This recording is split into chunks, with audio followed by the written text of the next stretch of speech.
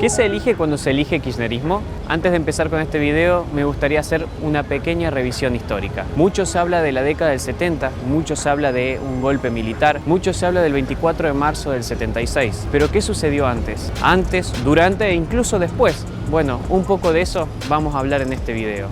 El 24 de marzo de 1976 en Argentina sucedió un golpe cívico-militar.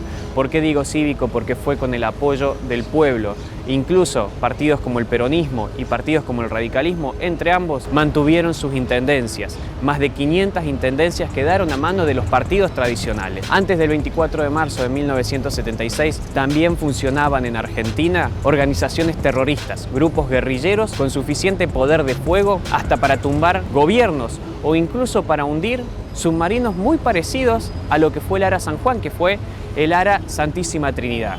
De estos grupos vamos a centrarnos solamente en dos que fueron los que más poder de fuego tuvieron. Uno es Montoneros, identificado con el peronismo y que, como ustedes podrán escuchar en este audio, esta era su marcha.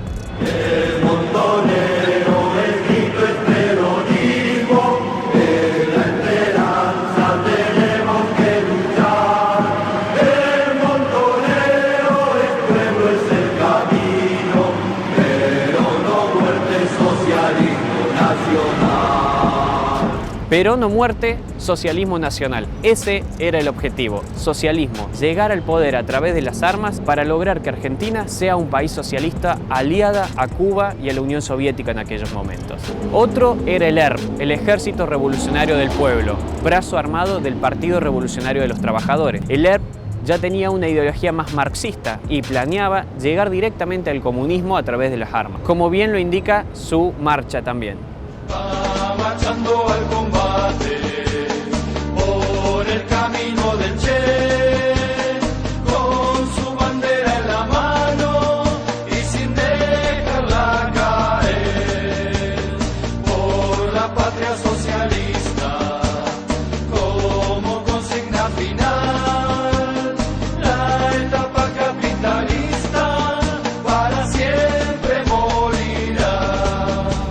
Estos dos grupos tenían el objetivo de llegar al gobierno a través de las armas. Ambos tenían suficiente poder de fuego que tenían hasta fábricas de armas propias, tenían sus propias imprentas, tenían sus propias organizaciones donde manejaban hasta secuestros. Pocos saben que en la provincia de Córdoba se secuestró, torturó y asesinó a un diplomático, a un cónsul de los Estados Unidos. Ese era el poder de fuego que tenían estas organizaciones. ¿Y ahora qué tiene que ver el kirchnerismo con todo esto? Ahora te lo cuento. Carlos Zanini, uno de los miembros de la mesa chica del kirchnerismo, que fue ministro de gobierno de la provincia de Santa Cruz, diputado por la provincia de Santa Cruz, secretario legal y técnico de la presidencia de la Nación desde el 2003 al 2015, luego de esto fue elegido por Cristina Kirchner como candidato a vicepresidente para acompañar la fórmula de Daniel Scioli, candidato a presidente. Este personaje, que es de la entera confianza de Cristina Kirchner, en los años 70 se lo conocía como el Chino, no solamente por su rasgo facial, sino que se lo conocía como el Chino por ser admirador, por ejemplo, de Mao Zedong y de la Revolución China. También este hombre participó en la década de los 70 en el partido Vanguardia Comunista. Otro de los personajes es Carlos Kunkel, Mario o Paco como su nombre de guerra lo indica. Carlos Kunkel fue expulsado del peronismo en el año 1974 por traidor y estafador. Es el mismo que luego participó en la Operación Primicia, donde un grupo de guerrilleros realizó un ataque terrorista casi de película. En este ataque murieron 12 integrantes del ejército argentino, de los cuales la mayoría eran soldados conscriptos, que simplemente estaban cumpliendo su función de hacer el servicio militar obligatorio. En este ataque se inmortalizó la frase del valiente Herminio Luna: "Acá no se rinde nadie, mierda". En este ataque se intentó tomar el regimiento de Monte 29, el segundo en poder de fuego de todo el ejército. Se copó el aeropuerto internacional conocido como el Pucu. Se secuestró un avión de Aerolíneas Argentinas con más de 100 civiles a bordo y toda la tripulación. La huida de los subversivos se dio en este mismo avión de Aerolíneas Argentinas y en otro avión de 4 plazas, un Cessna. El avión de Aerolíneas Argentinas aterrizó en una finca de Formosa, mientras que el otro en una arrocera de Corrientes. Este Kunkel es el mismo que fue diputado por el Frente para la Victoria, es el mismo que fue subsecretario presidencial y es el mismo que fue vicepresidente del Consejo de la Magistratura. Nilda Garré quien fue ministra de Defensa del gobierno de Cristina Kirchner, es una conocida militante de la organización terrorista Montoneros. Nilda Garré, como su nombre de guerra lo indicaba, Teresa, se la vincula en varias fuentes, entre una de esas el Tata Joffre, al secuestro de los hermanos Born en pleno gobierno democrático. Allá por el año 1975 se pagó el rescate más caro de toda la historia argentina, lo que eran 60 millones de dólares, que hoy equivaldrían a unos 300 millones de dólares. Parte de ese dinero fue utilizado para financiar la lucha armada de este grupo terrorista. La otra parte acabó en el Banco Central de Cuba, dinero que se dice que nunca pudo ser recuperado. Nilda Garré se casó con Juan Abal Medina, el hermano de uno de los fundadores de Montoneros, Fernando Abal Medina. Fernando participó en el secuestro y asesinato del expresidente de la Nación, Pedro Eugenio Aramburu. Y con canciones como estas, Montonero se reía de esa muerte. Había una que era: con los huesos de Aramburu, con los huesos de Aramburu, vamos a hacer una escalera, vamos a hacer una escalera. Para que los chicos de la villa lleguen hasta el cielo, ¿no? Con los huesos de Aramburu, con los huesos de Aramburu, vamos a hacer una escalera, vamos a hacer una escalera, para que llegue hasta el cielo, nuestra Evita Montonera. Es por eso que tenemos que tener memoria y no nos tenemos que olvidar cómo Nilda Garré perseguía ideológicamente a todo militar en actividad o retirado que se animaba a levantar la voz por la verdadera historia de los 70. Recordemos un caso donde dejaron afuera de la fuerza a militares que habían participado en un acto en memoria de las víctimas civiles y militares de la guerrilla. No nos debe sorprender tampoco que cuando se la designó a Nilda Garré como ministra de Defensa, fue el mismo partido, Patria Grande, un partido de izquierda y alineado al Foro de San Pablo, que salió a apoyar esa designación. Eduardo Luis Duhalde, quien fue secretario de Derechos Humanos de la Nación del 2003 al 2012, poco se puede decir que sea representante de los derechos humanos.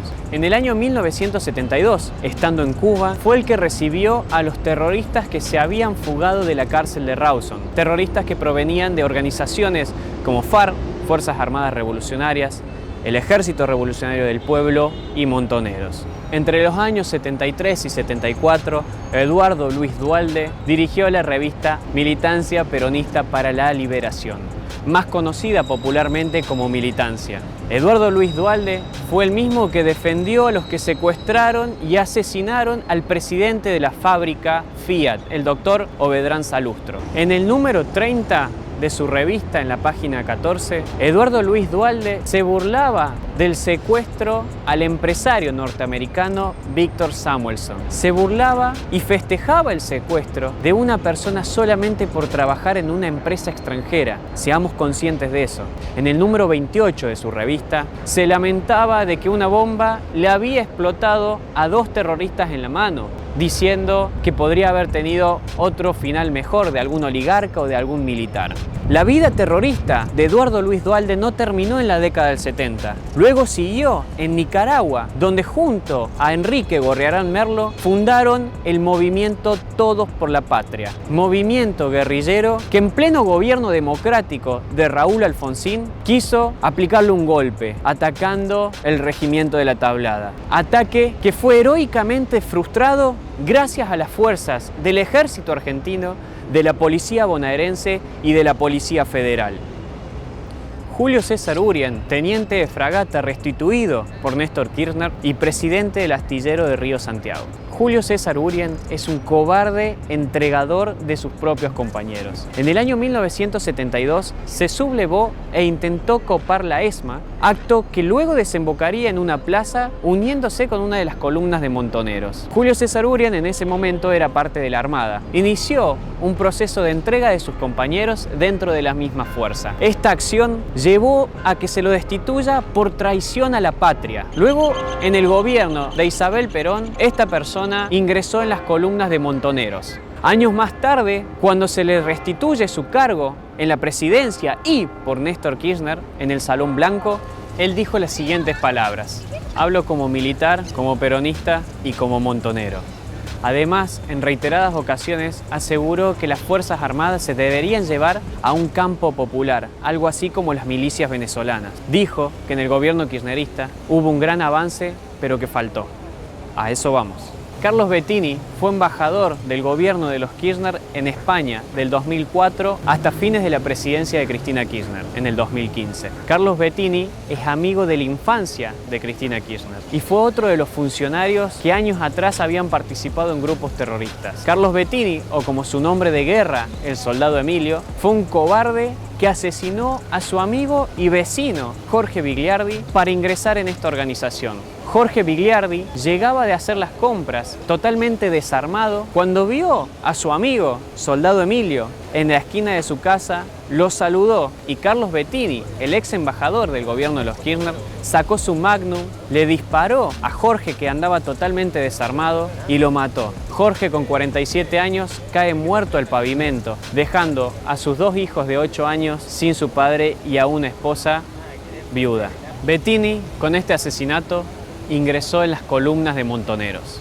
Jorge Tayana, ministro de Relaciones Exteriores en el gobierno de los Kirchner, legislador por la ciudad de Buenos Aires en el Frente para la Victoria y presidente del Parlamento del Mercosur del Frente para la Victoria. Jorge Tayana participó activamente en las columnas de Montoneros. De hecho, se le adjudica un atentado con bomba en el bar Ibérico, donde el objetivo principal era un oficial de la naval, que justo ese día no había asistido al bar y en su lugar se sentó una civil, una mujer. La bomba explotó de todas formas, dejando 2 civiles muertos, entre ellos esta señora y un mozo del bar Ibérico, y el bar totalmente destrozado. Nunca se pudo comprobar realmente si fue Jorge Tayana el que detonó la bomba, pero lo que sí se sabe es que si no la detonó, sí estuvo de acuerdo con estas acciones. E incluso las sospechas son tan grandes que la misma Embajada de Estados Unidos ha querido investigar qué conexiones tuvo Jorge Tayana con este atentado.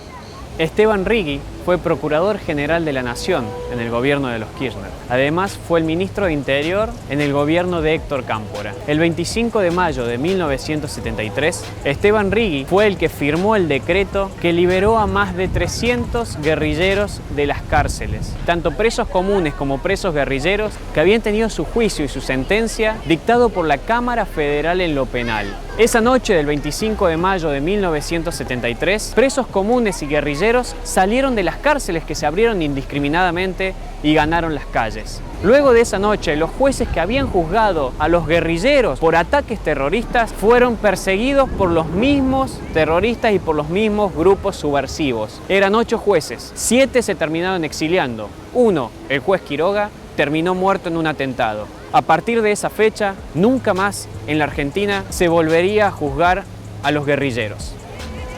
Horacio, el perro Berbisky, es uno de los personajes más nefastos de la historia argentina, que sin embargo hoy goza de una buena reputación y camina libremente por las calles y las provincias de nuestro país. Horacio Berbisky fue parte de Página 12, también fue parte de Carta Abierta, el grupo Filo K de supuestos intelectuales. Además preside el CELS y también tiene una página donde escribe llamada El cohete a la luna. También Horacio, el perro Berbisky, fue uno de los que impulsaron varias políticas llevadas a cabo por el kirchnerismo. El perro Berbisky, como era su nombre de guerra, participó en la cúpula de Montoneros y está acusado por sus mismos compañeros de ser un entregador de ellos mismos en la llamada contraofensiva. Es uno de los 7 miembros de la inteligencia de Montoneros que aún quedan vivos. Una de las participaciones que se le adjudica al perro Berbisky es una bomba puesta en la Superintendencia de la Policía Federal en el horario de almuerzo, donde murieron 23 personas, entre ellos un civil, y dejó más de 60 heridos. Este personaje